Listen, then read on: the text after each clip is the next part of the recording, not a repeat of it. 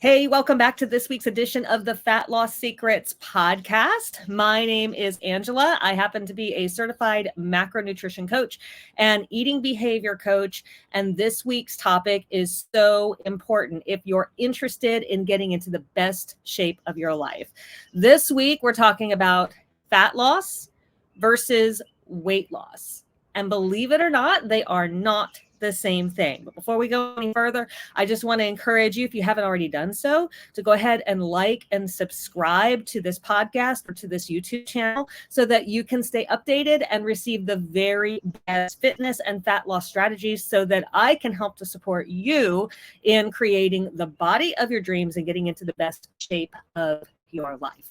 So a lot of times when people talk about weight loss, what they're really talking about is fat loss, and they use those two terms interchangeably. Let me give you an example of how they're not exactly the same and illustrate the difference between simply losing weight, which means you get on the scale and it's lighter, and actually losing targeted body fat. If you were to tell me, Angela, I really need to lose 10 pounds like tomorrow. I don't care what it takes. I'm willing to do anything. I've got this event tomorrow. I've got a dress I got to fit into, and I have got to lose 10 pounds by tomorrow morning. I'll give you $1 million. Can you help me? I'd be like, sure. I can just cut off your right arm and you'll probably lose 10 pounds. Fast, easy, quick. Well, maybe, bloody, not so great, right? You wouldn't take me up on that, right? You wouldn't want to pay me $1 million do that. But technically, you would lose 10 pounds, right? We would have taken off some weight and the scale will reflect that the next day. But here's the truth. That's not the look you're going for. You don't want to cut off your right arm in order to lose weight. What you really want is to tone up your arms. You want to get rid of your belly. You want your thighs not to rub together, right? And if that's what you want, this is why it's really important to get very specific about the end goal and what we're trying to accomplish. And that's not just simply seeing a smaller number on the scale. That is specifically seeing a smaller number on the scale because you have lost body fat. And that's an important distinction to make because weight and fat are two different things. When you get on the scale in the morning, and you weigh yourself, or even when you get on the scale at a doctor's office, anytime that there's a requirement to weigh, you are weighing everything that is on you or contained in your body at the time. And by the way, your weight is going to change from when you first wake up in the morning and you're dehydrated to when you go to bed at night. In fact, like if you were to weigh yourself first thing in the morning, right after using the bathroom, you're going to get one weight. And then if you were to weigh yourself last thing at night before hitting your head on the pillow, you'll probably be like 5 pounds or so more than you weighed that morning. Not because you gained 5 pounds of fat throughout the course of the day, but because as you've been living your life, your body is less dehydrated. You're more dehydrated in the morning after sleeping all night. You've put food into your stomach. You've got more fluid.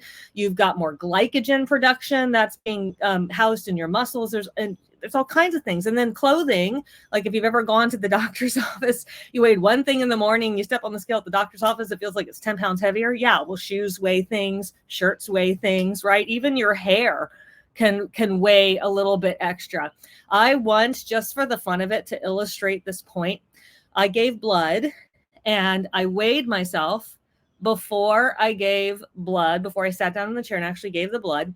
And then I weighed myself, same conditions, same clothing, same everything right after. And I had lost 2 pounds. It wasn't 2 pounds of fat. It was literally 2 pounds of blood. And believe it or not, that little bag that you give when you give blood, like, it's kind of gross, but you can probably picture how big that bag is if you've ever given it. Like that actually weighs 2 pounds. Fluid has a lot of weight, even though it doesn't seem to take up a whole lot of space. And that's what we have to keep in mind when we're focusing on the fitness side of this and reshaping your body and doing the things that it takes in order to achieve the look that you're wanting to achieve. Fat loss requires a very specific formula, okay, in order to do. It's not just simply losing weight. Another example I like to give people is like in the sports world, right? There are wrestlers, there are boxers, there are MMA fighters, people that they have certain weight classes that they have to fit into. And if you know anybody who's competed in any of these sports, if you have kids that have ever competed in these sports, you know anything about them, you know, the trick is you want to be able to come in and weigh in one weight class, and then ideally be a little bit heavier for the actual fight, right? So wrestlers and these people, they'll do all kinds of crazy things in order to make weight, in order to get to a certain weight class. They'll water deplete, they'll dehydrate, they'll go on these crazy diets just so that the scale will register something, but they don't really care. All they care about is the number on the weigh-in.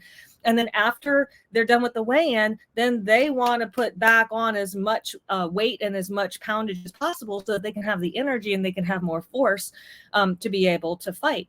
And that's just another illustration of how what you weigh isn't necessarily a good indication of your body fat or whether or not you are losing body fat. And if you want to achieve a lean tone look, guess what? It's the body fat that you want to lose. It's not muscle that you want to lose. It's not water weight that you want to lose, because those are all things that no one's going to notice. Like if they're, and if you lose all your muscle and you still have fat, that's the reason people look kind of squishy. People are like, well, I'm small, but I'm like skinny fat and muffin tops and things like that. That's not the look that most people want to achieve. Yet the problem is, because people use those two terms interchangeably, fat loss and weight loss, and they say, I want to lose weight, but what they mean is they want to lose fat. And they think that the scale is the thing that they have to use to indicate whether or not they're achieving their goal, just the scale.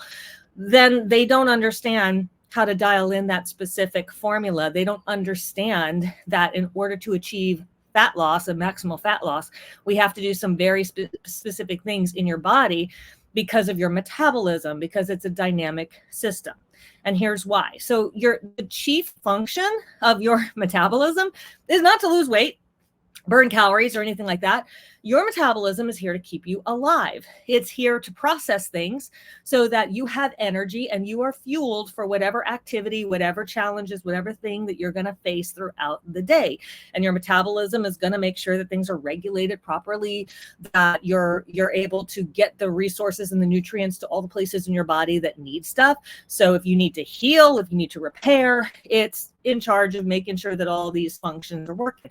It's a dynamic system, which means it's going to respond to all of the cues in its environment, and it's going to upregulate or downregulate, or it's going to change and move depending upon what happens. So if you happen to have a big meal or a big celebration and you eat a ton, it's going to maybe upregulate and change so that it can all of a sudden process all the extra calories that have been coming into your system. If all of a sudden you start fasting and you stop eating completely, it's going to downregulate and it's going to try to keep you alive and prevent you from starving to death. And this is a good thing, because your metabolism wants to help you stay alive. If you were thrown onto a desert island somewhere and you had no way to eat, it's going to buy you as much time as possible so you can get help, so that you can figure out a way to continue to eat and survive. The problem is people don't realize that, and they think that weight loss just boils down to calories in versus calories out, which is true to a point, but it's only true to a certain point because your metabolism is dynamic. And in order to keep you alive, if it's trying to make sure you live, your body really doesn't care whether or not it's taking what it needs from fat or from water or from your muscle. So there's multiple ways that people can, quote unquote, lose weight. And that brings me to the two specific common mistakes that most dieters make, because they're confusing weight loss and fat loss, and they're kind of treating them synonymously, like they're the same thing. Usually one of two things will happen. They'll either set up a diet where they cut out carbs because they've been told that carbs are the enemy. They've had experiences where they've eaten carbs, the scale has gone up the next day. They don't understand why that's happened. And because they don't understand that, they think, well, carbs are a problem. As soon as I eat a carb, it goes right to my hips. The scale goes up 2 pounds the next day, all these things. So that's the first place that a lot of people, especially women over 40 that have been sold this lie, will begin to cut out. And also, you hear all this marketing and stuff around insulin resistance and insulin insensitivity or sensitivity, all these other things, and this idea of if you're over 40, well, you need to cut out carbs in order to be able to lose stubborn fat and all these other things. It's a lot of that might have some nuggets of truth. They might have some roots in some truth, but the way they're presented, it's not completely as it is. It's not completely true. So bottom line is, a lot of women will cut out carbs, and they hear success stories from friends and family and loved ones, or maybe they have the experience where that first week where they stop eating carbs, all of a sudden the scale just drops. It just plummets. They're like, I lost 10 pounds in a week. This is amazing. I can't believe how fast I'm losing weight. Because a lot of dieters, and understandably so, don't want to spend a lot of time having to diet. I mean, who wants to be restricted for a while, right? A lot of dieters just want to get there as quick as possible.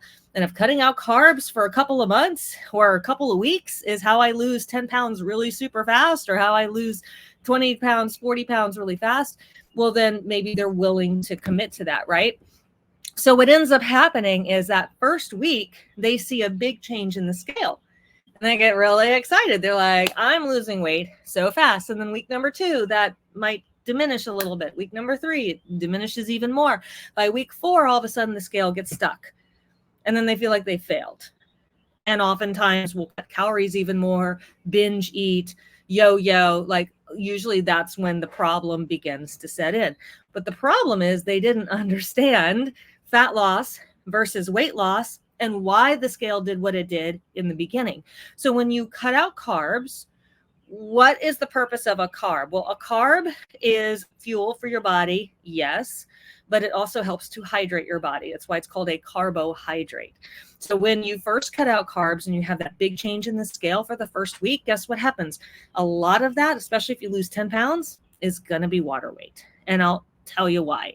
In order to lose 1 pound of fat, pure fat, you have to burn through an extra 3,500 calories, 3,500 calories.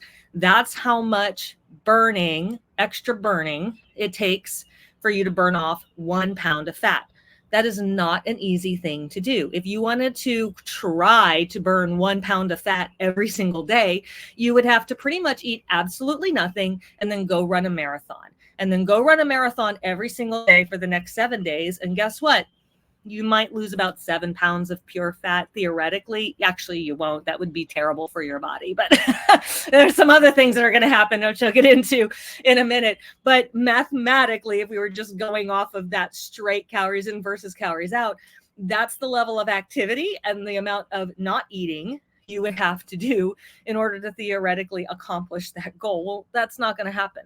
So what happens when you cut the carbs and you see that amount of weight loss? Well, yes, there's going to be a little bit of fat in there, maybe a pound, maybe a little more than a pound, but most of that's going to be water. And a lot of that's actually going to be muscle as well. And that's one of the biggest mistakes that dieters make, especially women over 40 that are desperate and just need to see a change in the scale, right? You cut out all the carbs and initially you think this is great. This is working. Except it's not, because it's an illusion. You're losing mostly water and probably a bit of muscle and not as much fat as you think you're losing. You're certainly not losing 10 pounds of fat. So maybe you're losing like a half pound to a pound of fat and the rest, and maybe losing a pound or 2 of muscle and maybe losing the rest water. And that is not going to reshape your body ultimately. And that eventually is going to stress your body because there's only so much water you can lose before you're dehydrated and you're just kind of, when you're in full ketosis and everything, you're not bringing in the glycogen, which has weight, which is what carbohydrates produce stored in your muscles and your liver. You're not going to have the glycogen. So that's what creates the ketosis. And you're not going to have as much water coming in to hydrate your body. And that's going to show up on the scale, but it's going to stop. It's going to stop. And so that's why by week 3, by week 4, things begin to really slow down, because that's the point where you're starting to see, oh, now we're actually just getting into the fat loss portion of this. And that number is not quite as impressive as when I lost the 10 pounds in the initial week, because it was mostly fluid and other things. So that's mistake number 1, immediately assuming that I have to cut out carbs, see an initial result, and then everything stops, because you don't understand that that initial result was not fat loss. It was just simply weight loss from other things. And then when we get into the rate of actual fat loss that may be occurring, it's slower and not nearly as impressive. And that's when you think that you've failed. Mistake number 2 that a lot of dieters make, if they don't cut out carbs, a lot of times, and this could be either way, it could be either cutting out carbs in addition, or it could just be severe restriction. And I'm talking about the extreme example is when women go on these medical assisted diets, or these extreme type, like multi-level marketing type diets, like Optavia, MetaFast, things like that, where they give you these specialty shakes or drinks or bars or whatever, and they give you the vitamins and the minerals that you need as if you were eating, but you're only eating like these fiber supplements, and you're not really actually eating any food. So your body is actually literally starving, and you're eating like maybe 1 meal a day, a lean and green meal, a salad, something like that, right? And so you're only giving your body like 600 calories a day, 800 calories a day. I once had a client who had been on one of these medically assisted diets that her doctor actually put her on. Just an aside, she actually ended up having some issues with her heart because of this type of a diet that she was put on, and she was never the same after. So it really tore up her body. But basically, her body learned to live on 600 calories a day. And she got to a point where she just stopped losing weight completely. And no matter what she did, even only eating 600 calories a day, she could not lose weight. And that's because when you severely restrict your calories, you severely cut back on what you're eating, it's stressing the body. Yes, you're going to lose a ton of weight initially at first, but once again, it's not all fat. You're going to lose some water. But even if you're eating carbs and you're severely cutting back on calories, like let's say you're only eating carbs, but you're only eating like 700 calories a day, and they're all carbs or something like that, because you're a fruitarian or something like that, and you just refuse to eat. What's going to happen, because your body is interested in survival, not fat loss. Fat loss is not necessarily good for survival to your body. Your body is going to stop going into your fat stores, and it's going to find it much easier to start eating and getting what it needs from your muscle mass, from your skeletal muscle, from your soft tissues, because it only has to burn 600. It only takes 600 calories to burn a pound of muscle. You tell me, 600 calories versus 3,500 calories, which is going to be more efficient, which is going to be easier, right? It's going to be way easier for your body to get a pound of muscle for only 600 calories, only having to burn 600 calories, versus having to burn through 3,500 calories to be able to utilize all the energy in that pound of fat. So your body, smartly, to conserve energy, is going to say, well, I'm just going to eat up the muscle. That's only going to require 600 calories. I'm going to have to eat up 3,500 calories if I'm going to go through the fat, because that fat is incredibly dense with lots of fuel. So it takes a lot of extra calories in order to burn through. So what ends up happening when people do these low calorie starvation diets is they do lose a lot of weight, and then they look emaciated, or they look skinny fat. They don't look lean and toned like they thought. They don't have a six-pack. They don't have the abs. They don't have all of the things they thought they were going to achieve. They just kind of look sickly, and they have the loose skin. They have, it just doesn't look as good. And the reason for that is you have lost fluids, you've lost water in there because you're not eating, and you've lost a lot of muscle tone.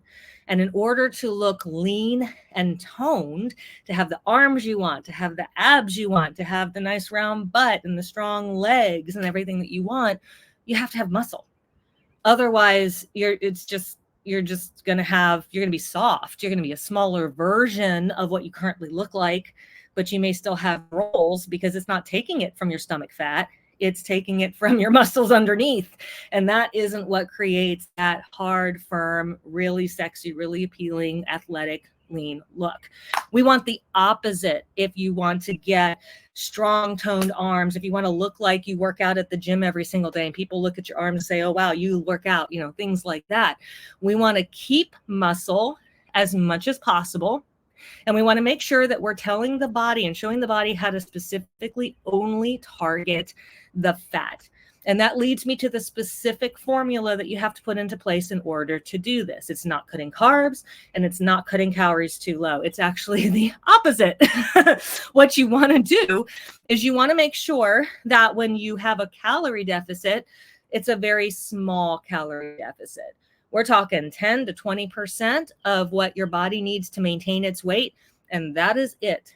We do not, and we never want to go below certain levels like your basal metabolic rate, which is what you burn if you just lay in bed all day. There's like a lower limit and an upper limit. There's the total daily energy expenditure, or how many calories that you burn living your life, working out, doing everything that you do every single day. That's your upper limit. And then your basal metabolic rate, how many calories does your body require just to keep your heart beating if you laid in bed sick all day? If you were in a coma, how much would we have to give your body just to be able to function? You never want to go below that. And if you want to lose weight, then you don't really want to go above what you're expending every single day. And so we want to eat about 80% of that. And the leaner that you are, the more toned and lean you are, the smaller the calorie deficit, in order to make sure the body doesn't go into muscle, because the muscle is going to be the most fastest, easiest way for your body to solve the problem. And that's the opposite of what you want. Plus, you get all kinds of other problems. You get injuries that way.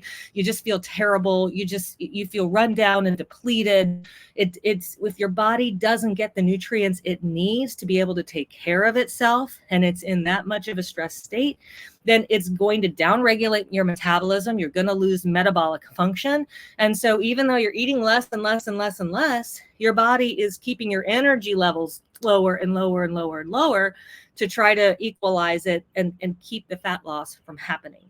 We don't want that. We want to keep your metabolic power high, and we want to give your body as much nutrients as possible while we're in a state where your body can burn fat efficiently by going into that backup battery. I kind of think of fat cells as like a backup battery that it just kind of goes into, retrieves a little bit when it needs to, and then it feeds again, and it uses food, and then it runs out and it says, I need a little bit more, and it goes back into the backup battery. We want to encourage it to be doing that more often, instead of saying, whoa, I have such a deficit. I need so much that fastest way is to go into muscle instead of the backup battery, right?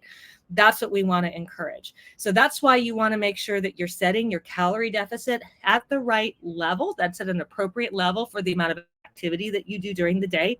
We want to make sure that you have the right balance of macronutrients. Protein is essential when it comes to keeping muscle mass. If your body isn't getting enough protein to be able to heal your body, to be able to sustain what you're doing every single day, and usually your body weight is a good indication of how much protein you need per day, well, then it's going to go into your muscle tissue and it's going to just start taking it from you. Your body can't store protein, so the only way that it's going to get its protein needs met, if you're not feeding it protein, is to take it from you. And that's not, or to keep you hungry and to keep you eating and to keep you snacking and to try to get you to eat more.